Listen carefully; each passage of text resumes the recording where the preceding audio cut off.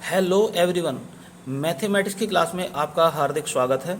हम टीजीटी और पीजीटी से संबंधित शॉर्ट ट्रिक का अध्ययन कर रहे हैं। शॉर्ट ट्रिक के द्वारा जब आप एग्जाम में क्वेश्चन सोल्व करेंगे तो आपके टाइम की बचत होगी और आप अच्छा स्कोर कर पाएंगे। आज जो हम शॉर्ट ट्रिक लेकर आए हैं वो डिफरेंशियल इक्वेशन से संबंधित है।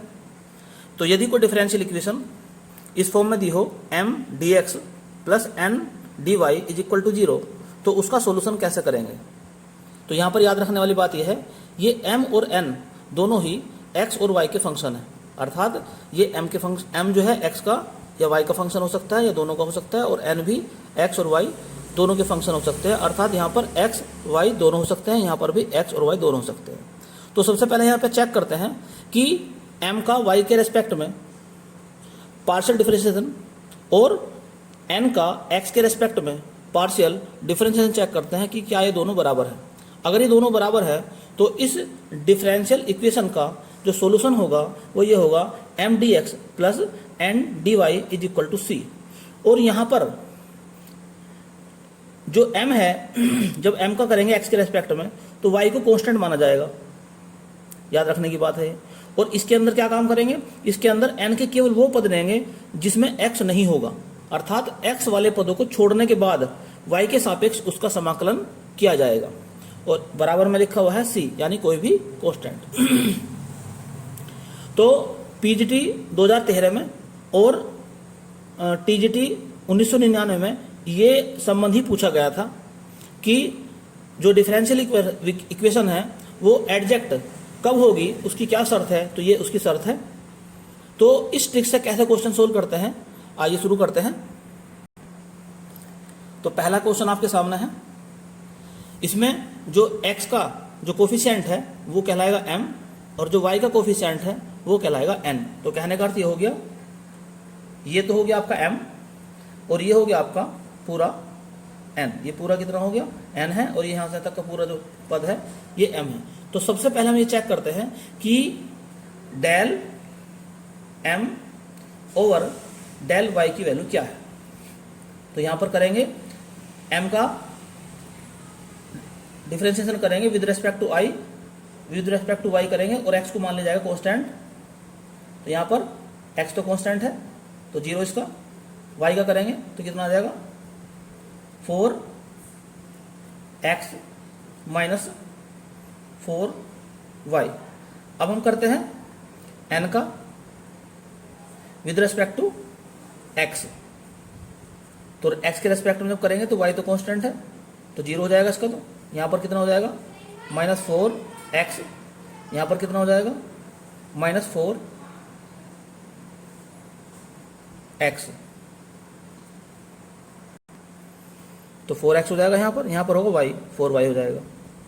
अब हम क्या देखते हैं, इन दोनों को देखो, इन दोनों से ये बात साबित होगी कि del m over del y का मान जो है del n over del x के बराबर है। अर्थात हम इसको इस फॉर्म में इसका सॉल्यूशन निकाल सकते हैं। कहने का अर्थ ये हो गया कि इसका सॉल्यूशन हो जाएगा m dx plus n dy is equal to c। और इसके अंदर जो m है यहाँ पर y क्या ले जाएगा कांस्टेंट, और यहाँ पर जो है इसमें से वो टर्म लेने हैं जिसमें x ना हो, फ्री ऑफ x, जिसमें x ना हो वे टर्म लेने हैं इसके अंदर। तो यहाँ पर तो y कांस्टेंट रहेगा। तो लिखिए इसमें m का मान कितना है, x square minus 4xy minus 2y square dx plus. अब इसमें केवल वो पद लिखने हैं जिसमें x नहीं है। तो x इसमें नहीं है, बाकी सब में x है, तो केवल यहाँ पर लिखा जाएगा y स्क्वायर और dy is equal to c। चलिए करते हैं इसका। तो एक्स स्क्वायर क्या हो जाएगा 1/3 या x की पावर 3/3 माइनस y तो कांस्टेंट है तो 4y तो कांस्टेंट है, बाहर लिखा जाएगा। x का हो जाएगा x स्क्वायर अपॉन 2, और यहाँ पर भी जो 2y स्क्वायर है ये तो कांस्टेंट है, और यहाँ 1 मान लो, कांस्टेंट के अलावा जो भी कुछ है तो वो हो जाएगा x। इधर हो जाएगा 1/3 y की power 3 is equal to c। तो इसको थोड़ा सा सही करके लिख लो और भी। तो चाहो तो इसे ऐसे लिख सकते हैं कि 1/3 एक्स की पावर 3 प्लस 1/3 वाई की power 3 minus 2 X square Y minus 2 Y square X is equal to सी। यही इसका फाइनल आंसर है। तो नेक्स्ट क्वेश्चन आपके सामने है। तो यहाँ पर ये हो गया आपका m और ये हो गया आपका n। तो सबसे पहले चेक करते हैं del m over del y check करेंगे, यानी कि इसको y के रेस्पेक्ट में करेंगे तो x की पावर 3 का तो हो जाएगा 0 प्लस y के रेस्पेक्ट में कर रहे हैं तो 6xy, तो कुल मिलाकर हो गया 6xy। अब निकालते हैं n का विद रिस्पेक्ट टू x, तो x के रेस्पेक्ट में जो करेंगे तो 6xy ये हो जाएगा 0। तो कुल मिलाकर ये होगी बात कि दोनों से हमने ये बात देख ली कि डेल m और डेल y का मान जो है डेल n और डेल x के बराबर है। अगर ये बराबर है तो सोल्यूशन क्या हो जाएगा कि दी हुई डिफरेंशियल इक्वेशन का m dx plus n dy is equal to सी। यहाँ पर क्या है y कांस्टेंट है और यहाँ पर जो है फ्री है, यहाँ पर वो टर्म लेंगे जिसमें x नहीं होगा। तो m कितना है x की power 3 plus 3x Y square और यहाँ पर dx है प्लस वे टर्म लेने जिसके अंदर x नहीं है, तो इसमें x है, इस टर्म को छोड़ दें, केवल लिख देगा y की power 3 dy is equal to सी। अब इसको सरल करते हैं तो x की पावर 3 का हो जाएगा 1/4 x की पावर 4, x के रेस्पेक्ट में इसको इंटीग्रेट कर रहे हैं और y है कांस्टेंट, तो 3y स्क्वायर ये तो कांस्टेंट है, x का हो जाएगा x स्क्वायर अपॉन 2। यहाँ पर y की पावर 4/4 इज इक्वल टू सी। चाहो तो 4 से मल्टीप्लाई कर दो पूरी इक्वेशन को, तो क्या मिलेगा हमें x की पावर 4 प्लस y की power 4 plus 6x square y square is equal to 4c और इसे नया कांस्टेंट दे दो एक k, और यही इसका फाइनल आंसर है। इस k को c भी लिख सकते हैं, हम c1 भी लिख सकते हैं, तो इससे कोई दिक्कत वाली बात नहीं है। तो नेक्स्ट क्वेश्चन आपके सामने है। तो यहाँ पर ये तो हो गया m और ये हो गया आपका n। तो सबसे पहले निकालते हैं डेल m और डेल y। तो इसका y के रेस्पेक्ट में जब हम करेंगे तो मिलेगा हमें 2y और e की पावर x वाई स्क्वायर। आगे चलते हैं तो पहला फंक्शन इसमें भी y है, दूसरे का डिफरेंशिएशन कर दिया हमने विद रिस्पेक्ट टू y। अब दूसरा फंक्शन लेंगे e की पावर x वाई स्क्वायर, ये ले चुके पहले हमने यानी कि पहला ये लिया है, इसका डिफरेंशिएशन कर दिया है। अब हम इसको लेंगे वाई स्क्वायर को और इसका डिफरेंशिएशन करेंगे तो e की पावर x का होता है e की पावर x, यानी कि e की पावर x वाई स्क्वायर। अब हमने इसको माना है x, तो इसका कर देंगे हम, तो y के रेस्पेक्ट में कर रहे हो तो x तो कांस्टेंट है, वाई स्क्वायर का हो जाएगा 2y और यहाँ पर इसका 0 क्योंकि ये है x की फॉर्म में और हमें कर रहे हैं y की फॉर्म में, तो x तो है कांस्टेंट। तो कुल मिलाकर इसको हम ऐसे लिख सकते हैं 2y e की power x y square plus 2y की पावर 3 x और e की पावर हो गया x वाई स्क्वायर। अब निकालते हैं del n over del x, तो इसको करते हैं x के रेस्पेक्ट में, तो यहाँ पर भी y तो कांस्टेंट है, तो 2y तो कांस्टेंट है, इसे बाहर निकाल लो। तो केवल पहला फंक्शन यानी कि x, दूसरे का डिफरेंशिएट तो e की पावर x वाई स्क्वायर। अब करेंगे इसका तो कितना हो जाएगा, x का करेंगे तो 1 हो जाएगा और ये कांस्टेंट है, तो वाई स्क्वायर हो गया, प्लस अब दूसरा, पहला फंक्शन लिया, दूसरा कर दिया, अब दूसरा फंक्शन लेंगे तो ई की पावर एक्स वाई स्क्वायर, और पहले करेंगे इसका एक्स का तो 1 हो जाएगा। इधर ये क्या है, y है, हम x के रिस्पेक्ट में कर रहे तो ये हो जाएगा 0। तो कुल मिलाकर बात ये आई निकल के 2y ई की power x y square plus 2y की पावर 3 x ई की पावर x वाई स्क्वायर, यानी कि जो ये था यही आ गया होगा, चेक भी चाहे आप कर सकते हो उसे। तो कुल मिलाकर हमने ये देखा यहाँ पर कि del m over del n का मान जो है वो del m over del y का मान del n over del x के बराबर है। तो दी हुई इक्वेशन का सॉल्यूशन हो जाएगा m dx plus n dy is equal to सी। और जैसा कि आपको मालूम है यहाँ पर जो है y को कांस्टेंट लिया जाएगा, तो पहले इसका मान रख देंगे हम वाई स्क्वायर ई की power x y square plus 4 x की पावर 3 dx प्लस, यहाँ पर वे टर्म ले जाएंगे जिसके अंदर x नहीं है, तो इसे पूरे छोड़ दिया जाएगा। यहाँ पर केवल x किसके अंदर नहीं है, -3 वाई स्क्वायर के, यहाँ dy इज इक्वल टू सी। अब इसका हम इंटीग्रेशन करते हैं।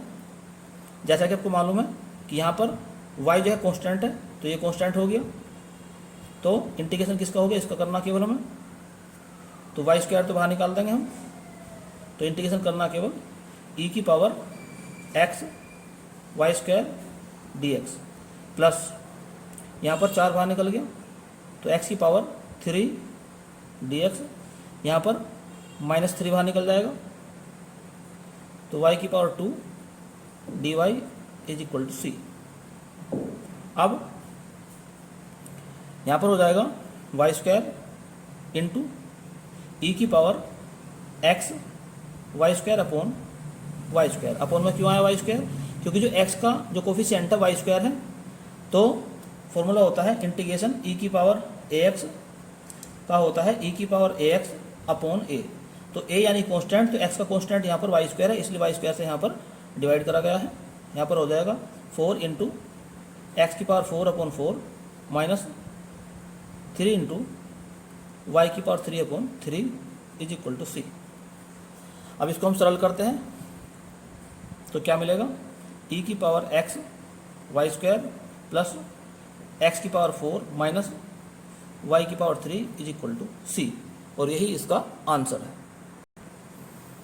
तो नेक्स्ट क्वेश्चन आपके सामने है, यहाँ पर भी ये m है आपका, ये n है, तो आप निकालेंगे यहाँ पर del m over del y, फिर आप निकालेंगे del n over del x, ये दोनों आपको खुद निकालने हैं, और ये आप देखेंगे कि del m over del y का मान जो है del n over del x के बराबर होगा, और ये बराबर हो जाएगा तो दी हुई जो डिफरेंशियल इक्वेशन है उसका सॉल्यूशन हो जाएगा m dx plus integration n dy is equal to सी।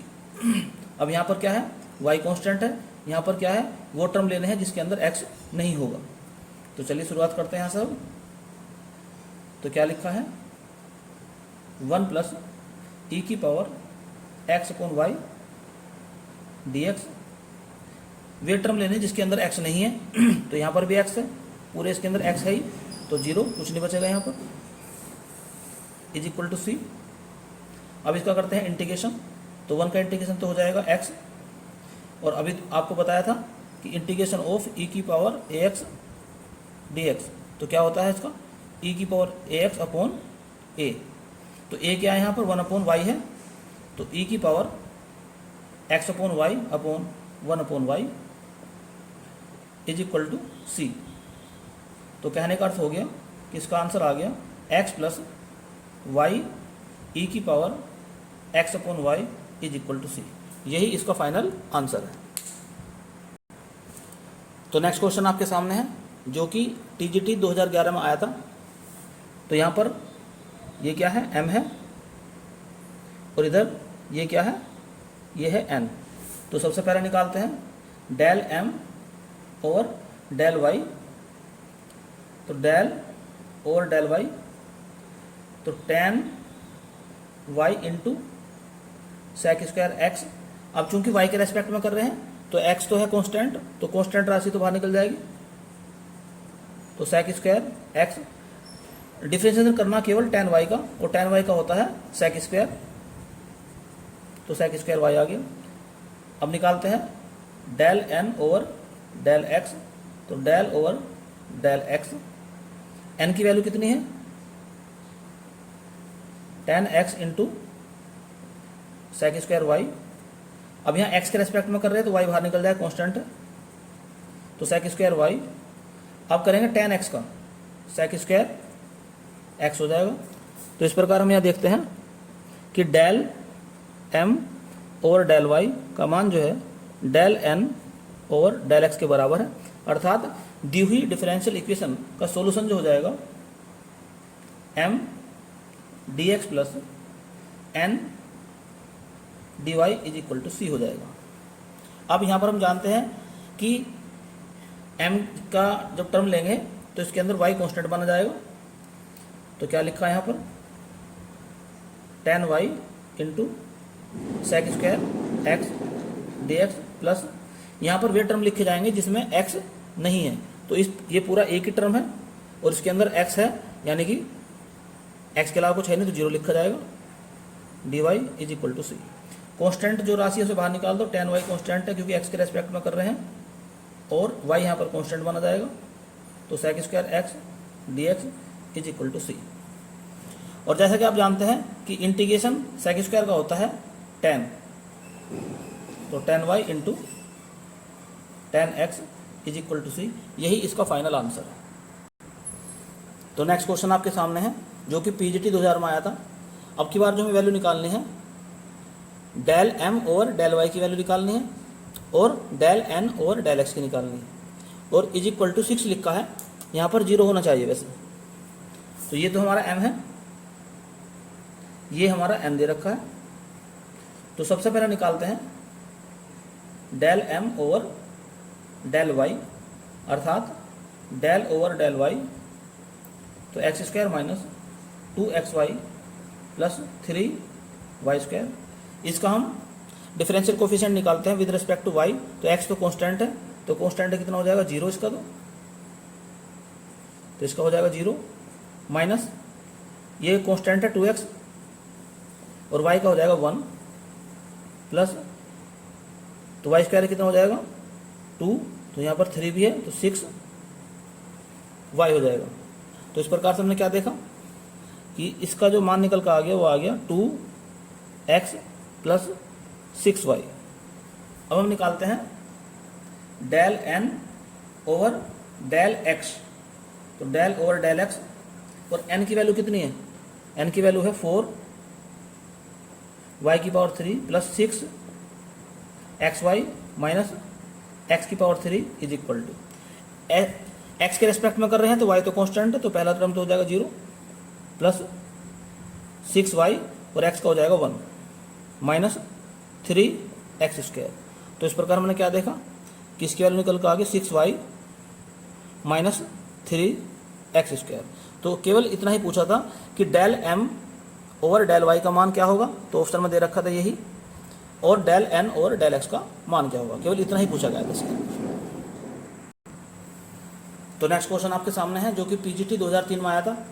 अब की बार इस प्रकार से लिखा है, तो इसका मतलब क्या हो गया, इसका मतलब ये होता है 2x प्लस 3y माइनस 5, यहाँ dy, इसको चाहो तो दूसरी तरफ ले जाओ या इसको ऐसे ही यहीं पे लिख लो, तो 3x प्लस 2y माइनस 5 और यहाँ लिखा जाएगा dx इज इक्वल टू 0। तो x का जो कोफिशिएंट है वो तो m होता है, तो यहाँ पर ये m है, और y का जो कोफिशिएंट है वो होता है n, तो ये n है। इसे आप ऐसे समझ सकते हैं मैक्स यानी कि m के साथ में x आएगा। मैक्स नाई, नाई मतलब n और i मतलब y, तो मैक्स नाई, इस तरह से आप इसको समझ सकते हैं कि m के साथ में आएगा x और n के साथ में आएगा y।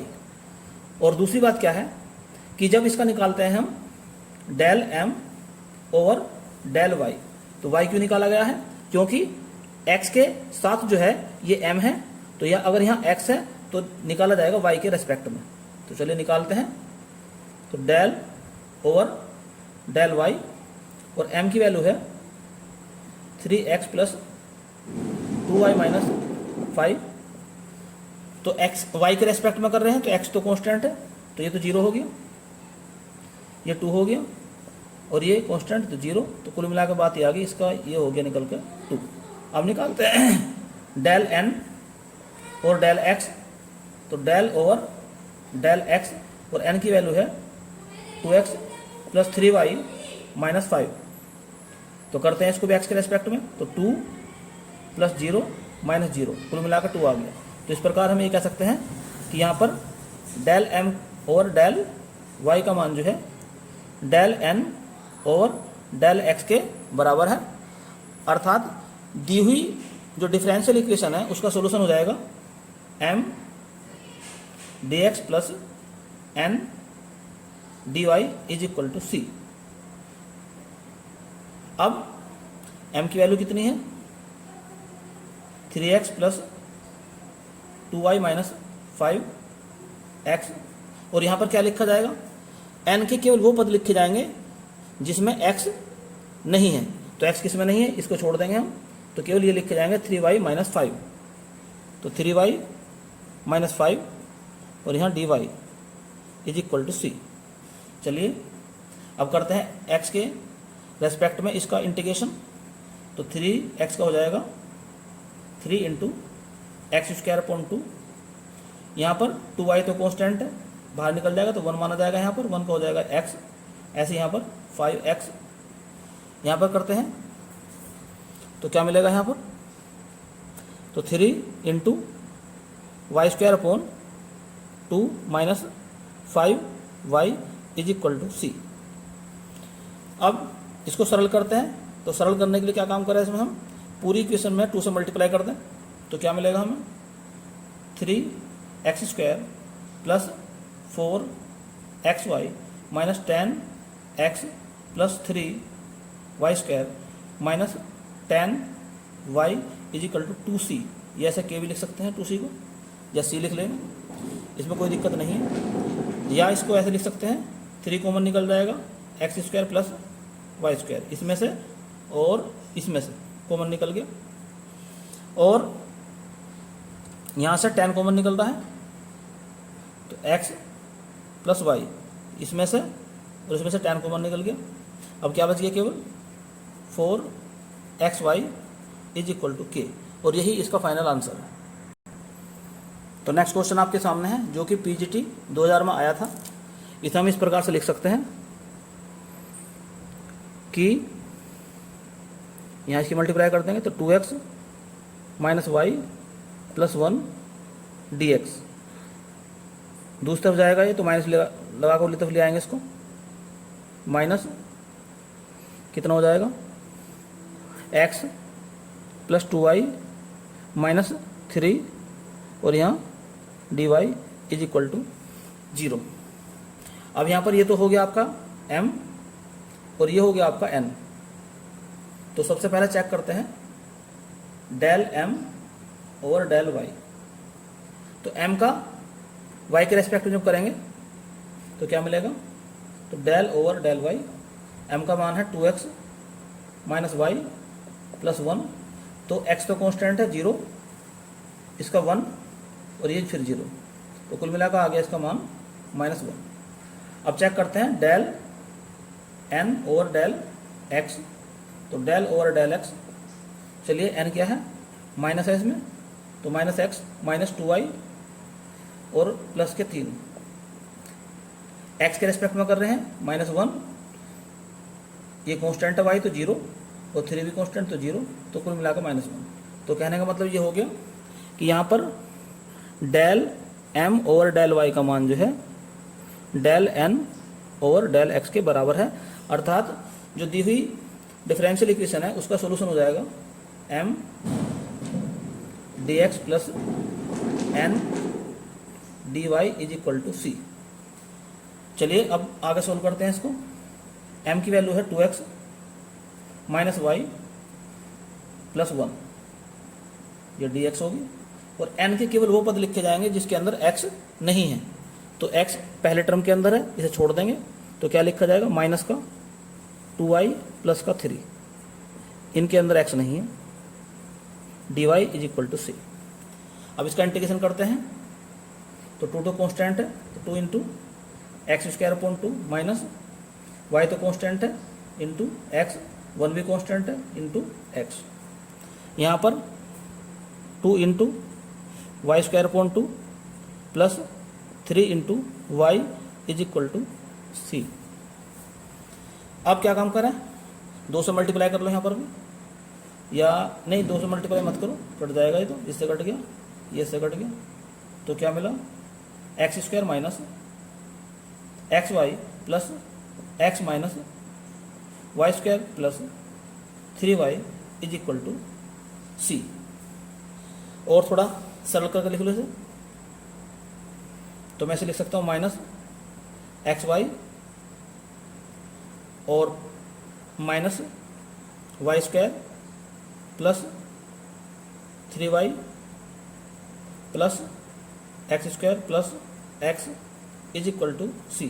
पूरी इक्वेशन को माइनस से मल्टीप्लाई कर दो, क्योंकि ऑप्शन में जो दे रखा था वो एक्स वाई प्लस का दे रखा था, तो माइनस से मल्टीप्लाई भी कर सकते हैं। तो X Y plus Y square minus 3y minus X square minus X is equal to minus C, या के लिख लो या सी लिख लो, और यही उसका ऑप्शन दे रखा था, यहाँ पर उसने सी लिखा था, तो यही इसका फाइनल आंसर है। तो उम्मीद करता हूँ कि इस तरह के जो क्वेश्चन आपको अच्छी तरह समझ में आ चुके होंगे। अब दूसरी ट्रिक लेकर चलते हैं। एक्चुअल में डिफरेंशियल इक्वेशन का की पूरी अलग से बुक भी आती है, यानी कि बड़ा विस्तार है इसका। अब हमने वे क्वेश्चन सिलेक्ट कर रखे हैं जिस टाइप के क्वेश्चन एग्जाम में आते हैं, तो उन्हें हमने ट्रिक वाइज सब कुछ अलग इकट्ठे कर रखे हैं। तो पहले टाइप के क्वेश्चन जो है, अगर ऐसा कोई क्वेश्चन आपको मिलता है तो आप उसका सॉल्यूशन इस प्रकार से निकाल सकते हैं। 1 या 2 क्वेश्चन मिलने की संभावना होती है। एक दूसरे टाइप के क्वेश्चन और भी मैं आपको करा रहा हूँ जिसके मिलने की पूरी संभावना है। तो नेक्स्ट टाइप के क्वेश्चन आपके सामने किए जाएंगे। अगर कोई इक्वेशन इस प्रकार से दे रखी है, y is equal to p x plus f p, अर्थात यहाँ पर p के रूप में कोई वैल्यू दी है, और x का जो कोफिशिएंट है वो p है, और p का अर्थ क्या है, y का x के रेस्पेक्ट में डिफरेंशियल कोफिशिएंट। तो इस प्रकार की अगर इक्वेशन है तो इसका सॉल्यूशन निकालना है। तो इसकी ट्रिक ये है कि जहाँ पर p लिखा हुआ है उसके स्थान पर आप c लिख दो तो आंसर निकल कर आ जाएगा। तो पहले बस ये चेक करना है कि अगर इक्वेशन इस फॉर्म में है तो उसे कैसे उसका सॉल्यूशन किया जाएगा, और अगर ये इक्वेशन जो है इस तरह से हो सकती है, z is equal to p x plus q y plus f p comma q. तो अगर इस प्रकार की इक्वेशन है तो तब भी इसको हम सॉल्यूशन कैसे करेंगे कि पहले देखते हैं p क्या है यहाँ। तो p का अर्थ है यहाँ पर del z over del x, और q का अर्थ है यहाँ पर del z over del y। तो यहाँ पर भी इसका सॉल्यूशन निकालने के लिए डायरेक्ट इसकी ट्रिक याद रखनी है आपको कि जब इसका सॉल्यूशन लिखा जाएगा तो सॉल्यूशन क्या काम करेंगे, p के स्थान पे एक कांस्टेंट और q के स्थान पे दूसरा कांस्टेंट। तो क्या बनेगा solution, z is equal to a x plus b y plus f और a कोमा b, यानी कि जो भी यहाँ पर p और q का फॉर्म में इक्वेशन दे रखी है उसमें हम p के स्थान पे a और q के स्थान पे b रख देंगे।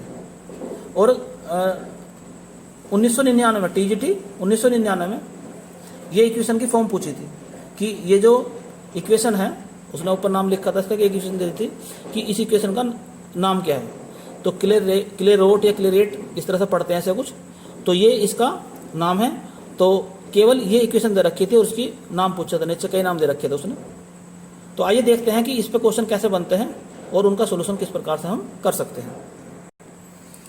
तो ये इक्वेशन आपके सामने दी है, इस डिफरेंशियल इक्वेशन का सोल्यूशन में करना है। और जैसा कि मैंने आपको बताया था कि p का अर्थ है dy ओवर dx या del y over del x भी लिख सकते हैं इसे हम। तो क्या लिखा जाएगा यहाँ पर, p square minus x p plus y is equal to 0, या यूँ कहें कि y is equal to p x minus p square. अब इसका सोल्यूशन निकालना है हमें। तो सोल्यूशन की क्या ट्रिक मैंने बताई थी आपको कि जहाँ पर p है, अगर ये इस फॉर्म में आ गई इक्वेशन, तो देखो जरा इस फॉर्म में इक्वेशन आ चुकी है। अगर ये इक्वेशन इस फॉर्म में आ गई है तो p के स्थान पर हम रख देंगे c, यानी कोई भी कांस्टेंट, ये c या a जो भी उसने दे रखा होगा ऑप्शन में, तो p के स्थान पर क्या रख दिया जाएगा, c रख दिया जाएगा। तो इस डिफरेंशियल इक्वेशन का सोल्यूशन निकल कर आ जाएगा आपका y is equal to C x minus c square. या जैसे उसमें ऑप्शन दे रखे थे, ऑप्शन उसने इस प्रकार से दिए थे कि पहला ऑप्शन जो दिया था उसने, तो इस प्रकार से ये ऑप्शन दे रखे थे। तो यहाँ पर हम देखते हैं c के कोफिशिएंट, अगर यहाँ c के सामने x के सामने c लिखा है तो यहाँ पर लिखा जाएगा c का स्क्वायर। तो देखते हैं जरा, ये भी नहीं हो सकता, ये भी नहीं हो सकता। इस पर चेक करके देखते हैं, x के सामने 2 लिखा है तो यहाँ होना चाहिए 2 का स्क्वायर यानी 4। तो इसका ऑप्शन जो है ये सही है। तो नेक्स्ट क्वेश्चन आपके सामने है जो कि TGT 2001 में आया था। तो क्वेश्चन क्या लिखा है यहाँ पर, y p is equal to, इधर ले जाओ उसको, तो क्या मिलेगा हमें, x p square plus a, दोनों और पी से डिवाइड कर दो, तो y is equal to p x plus A upon p. तो आप देखते हैं ये जो इक्वेशन है, ये जो हमारी दी हुई इक्वेशन है इसकी फॉर्म में आ गई है। तो इसका सोल्यूशन निकालने की क्या तरकीब है कि p के स्थान पे कांस्टेंट c या जो भी कांस्टेंट दिया होता है वो लिख देंगे। तो इसका सोल्यूशन हो जाएगा y is equal to C x plus A upon c. Option आपके सामने दिए हुए हैं, पहला ऑप्शन ये है, दूसरा ये है, तीसरा ये है। तो जहाँ तक आपको दिखाई दे रहा होगा ये डी ऑप्शन इसमें सही है, y is equal to C x plus A upon C, ये इसका आंसर है। तो नेक्स्ट क्वेश्चन आपके सामने है जो कि PGT 2013 में आया था। इक्वेशन लिखी है p x p square minus y p plus a is equal to 0। तो सबसे पहले y की वैल्यू निकालेंगे यहाँ पर। तो y की वैल्यू आ जाएगी यहाँ पर, यानी कि y p is equal to x p square plus a, p से डिवाइड कर दो तो y is equal to p x upon a upon p. तो जैसे कि पहला क्वेश्चन था बिल्कुल उसी प्रकार से ये भी आ गया। तो अब क्या काम करेंगे, सोल्यूशन निकालेंगे इसका। इसमें हम p के स्थान पे c लिख देंगे तो आ जाएगा इसका सोल्यूशन। तो y is equal to C x plus A upon C. लेकिन जो उसने ऑप्शन दे रखे थे वो थोड़ा सा अलग हट के दे रखे थे। तो पहले हम इसको c से मल्टीप्लाई कर लो, तो C Y is equal to C square X plus A. तो उसने ऑप्शन इस तरह से लिख रखा था ये कि x c square minus y c plus a is equal to 0, इस तरह से ऑप्शन लिख रखा था। यानी कि ऐसे भी आप समझ सकते हैं कि जो दी हुई इक्वेशन है इसमें ही p के स्थान पर c रख देगा। तो जैसे ही p के स्थान पर c रखेंगे क्या मिलेगा हमें, x c square minus y c plus a is equal to 0। इस प्रकार से दोनों एक ही बात है। तो आप यहाँ भी डायरेक्ट लिख सकते थे, लेकिन आपको पहला पता होना चाहिए था ये इक्वेशन इस फॉर्म में है या नहीं है। तो नेक्स्ट क्वेश्चन आपके सामने है जो कि PGT 2013 में आया था। इक्वेशन लिखी थी इस प्रकार से, z is equal to p x plus q y plus 1 plus p square plus q square का अंडर रूट। तो यानी कि उसका जो सेकंड फॉर्म मैंने आपको बताई थी ये उस पर आधारित क्वेश्चन है। तो सेकंड फॉर्म ये होती है, अगर z इस फॉर्म में दे रखा है z is equal to p x plus q y plus यहाँ पर जो है p और q के रूप में कोई इक्वेशन दे रखी है। तो सोल्यूशन निकालने की तरकीब ये है कि p के स्थान पर रख दो a और q के स्थान पर रख दो b, तो इसका सोल्यूशन निकल के आ जाएगा। तो इस इक्वेशन में क्या करेंगे हम, p के स्थान पर रख देंगे a, q के स्थान पर रख देंगे b। तो सोल्यूशन क्या मिलेगा, z is equal to a x plus b y plus 1 plus a square plus b square का अंडर रूट। तो यही इसका आंसर होगा। तो नेक्स्ट क्वेश्चन आपके सामने है जो कि पीजीटी 2013 में आया था। उसने कहा है एक पार्शियल डिफरेंशियल इक्वेशन फाइंड कीजिए जिसका सॉल्यूशन ये है, यानी कि वह पार्शियल डिफरेंशियल इक्वेशन जो इससे बनती है उसको हमें फाइंड करना है। तो इसकी ट्रिक तो यही, डायरेक्ट इसमें ए के स्थान पे पी लिख दो और क्यू के स्थान पे बी के स्थान पे क्यू लिख दो तो आंसर तो निकल जाएगा। लेकिन फिर भी थोड़ा सा और हम इसे समझने की कोशिश करते हैं। पहले निकालते हैं पी की वैल्यू। तो पी का फॉर्मूला क्या होता है, del z over del x. चलिए इसको हम एक्स के रेस्पेक्ट में डिफ्रेंशिएट करें तो ए एक्स ये आ जाएगा यहाँ पर प्लस बी वाई, अब वाई तो कांस्टेंट है तो 0 प्लस ए भी कांस्टेंट प्लस बी भी कांस्टेंट।